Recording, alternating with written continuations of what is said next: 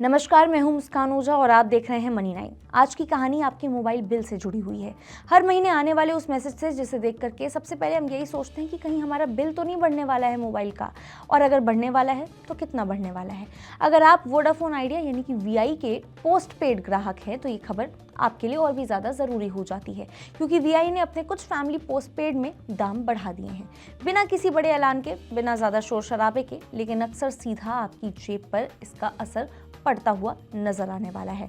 अब कहानी शुरू होती है दिसंबर से। वीआई ने अपने कुछ फैमिली जो पोस्ट पेड प्लान हैं उसकी कीमतें जो हैं वो करीब 7 to 9% तक यहाँ पे बढ़ा दी है, यानी 7 to 9% की बढ़ोतरी देखने को मिलने वाली है। खास बात यह है कि ये जो बढ़ोतरी है वो हर प्लान में नहीं की गई है, बल्कि उन प्लान्स में की गई है जिनकी जो कीमत है वो पहले से ज़्यादा थी। यानी कि वीआई ने यहाँ पे सीधे तौर पर उन कस्टमर्स को चुना है, उन ग्राहकों को चुना है जो ज़्यादा खर्च करने की क्षमता रखते हैं।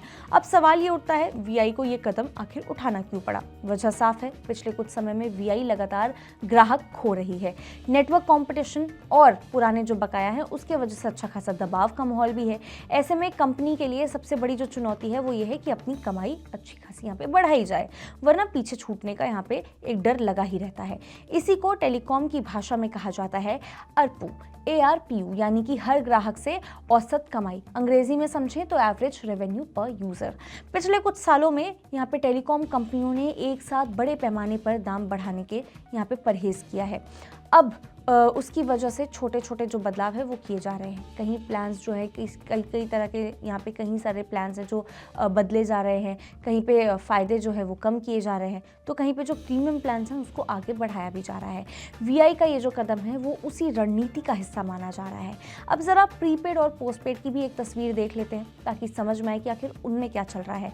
पिछले 5 सालों में एंट्री लेवल प्रीपेड प्लान्स जो है और पोस्टपेड प्लान्स में दामों का फ़र्क काफ़ी कम हो गया है।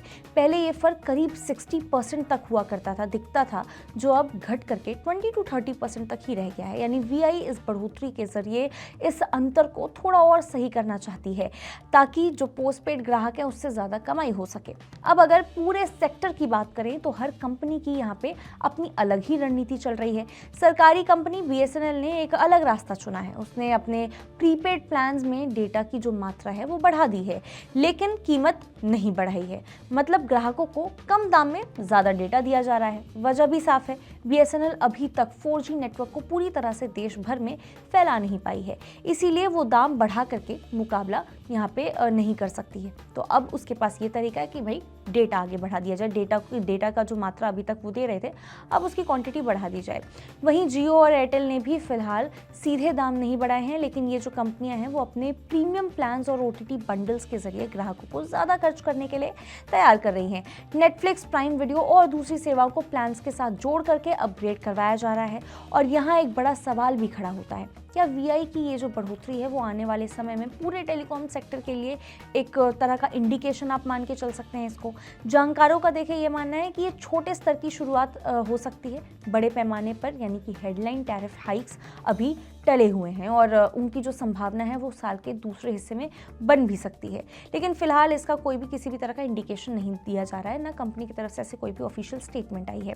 वीआई के लिए जो ARPU है वो बढ़ाना इसीलिए भी यहाँ पे ज़रूरी है क्योंकि आने वाले समय में उसके जो स्पेक्ट्रम है उससे जुड़े बहुत सारे भुगतान करने हैं। बिना कमाई बढ़ाए हुए इस तरह की जो जिम्मेदारियां हैं उससे निभाना कंपनी के लिए मुश्किल हो सकता है। तो देखिए, कुल मिलाकर के तस्वीर यहाँ पे साफ है। वीआई ने फिलहाल अपने जो ज़्यादा खर्च करने वाले जो ग्राहक हैं उन पर फोकस करते हुए यहाँ पे दाम उनके बढ़ा दिए हैं। बीएसएनएल डेटा बढ़ा करके ग्राहकों को जोड़ना चाहता है, जबकि जियो और एयरटेल जो है वो प्रीमियम सर्विसेज के सहारे आगे बढ़ रहे हैं। अब देखना ये होगा कि क्या आने वाले महीनों में बाकी जो कंपनियां हैं वो भी इसी रास्ते पर चलती हैं। और सबसे अहम सवाल, क्या मोबाइल सेवाएं धीरे धीरे फिर से महंगी होने की कगार पे आने वाली हैं? क्या कुछ होने वाला है इसका असर, और इससे बजट का क्या लेना देना है? क्या बजट के बाद ये सस्ते हो जाएंगे या फिर और भी ज़्यादा इसके जो प्राइसेस हैं वो आसमान छुएंगे? खैर, इस पूरी खबर पे आपका क्या कुछ सोचना है, क्या कुछ है आपकी राय, आप हमें कमेंट करके ज़रूर बता सकते हैं। तब तक के लिए देखते रहिए मनी 9। बिगड़े हालात में कैसे बनेगी बात? जनता को चाहिए एक ही जवाब, क्या टैक्स का बोझ कम करेगी सरकार? टैरिफ का डर जब तक नहीं होगा पार, मुश्किल में रहेगा कारोबार। रिफॉर्म के एजेंडे से पीछे नहीं हटना है, लेकिन आगे क्या?